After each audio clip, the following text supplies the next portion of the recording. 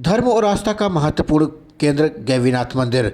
जी हाँ, सतना जिले के वीरसिंहपुर में स्थित उक्त यह मंदिर जो कि स्वयंभू मूर्ति कही जाती है और यहाँ के महाराजा जो कि थे उनके द्वारा इस मंदिर का निर्माण कराया गया था। आज इस स्थल पर पंडित गणेश प्रसाद मिश्र शिलान्यास के अध्यक्ष राकेश मिश्र पहुँचे, जिनके द्वारा इस मंदिर में पूजा अर्चना की गई और यहाँ के मंदिरों, पुजारियों एवं मालिक समुदाय के द्वारा यह मांग की गई कि यहाँ अगर पर्यटन स्थल के रूप में घोषित कर दिया जाए तो निश्चित रूप से इस स्थल का और भी अधिक विकास हो सकता है। पर्यटन और धार्मिक दृष्टिकोण से यह स्थल बहुत ही महत्वपूर्ण है, जो दर्शनीय भी कहा जा सकता है।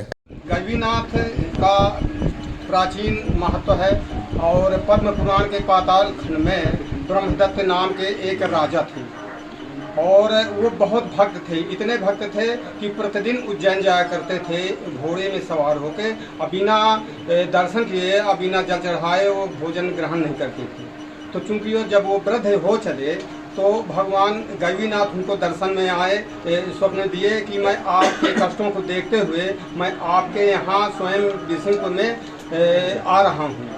तो फिर एक गैवी नाम का एक भुजवा था, उसके चुलवा से माने रोज़ भगवान गैवीनाथ का माने उद्भव होता था और उनकी औरत माने धोखे से लोड़बा से रोज ठोंक देती थी, लेकिन पुनः बीता खांड प्रतिदिन बढ़ जाते थे।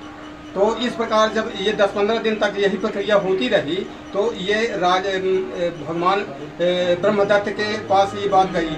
उन्होंने उत्खनन कार्य किया और इतनी बड़ी मूर्ति निकली और वहीं पर जहाँ उनका स्थान था वहीं पर उनकी स्थापना हो गई और अति विशाल उनके पुत्र वीर सिंह देव माने ब्रह्मदत्त के पुत्र राजा वीर सिंह देव माने बाद में उन्होंने मंदिर का निर्माण कार्य कराए और इसका माने वर्णन पद्म पुराण के पाताल खंड में वर्णन है 16वें अध्याय में। ये जो औरंगजेब ने आक्रमण किया उसके बाद मंदिर में काटा गया ना मूर्ति को, ये औरंगजेब के ज़माने में यह ऐसा हुआ है क्योंकि मुगल प्रशासक पूरे देश की जितनी भर मूर्तियां तोड़ने में रत थे। तो उसी समय जब माने यहाँ शंकर जी में भी तोड़ने का काम किया तो 3 टाँकी लगी हैं। प्रथम टाँकी में यहाँ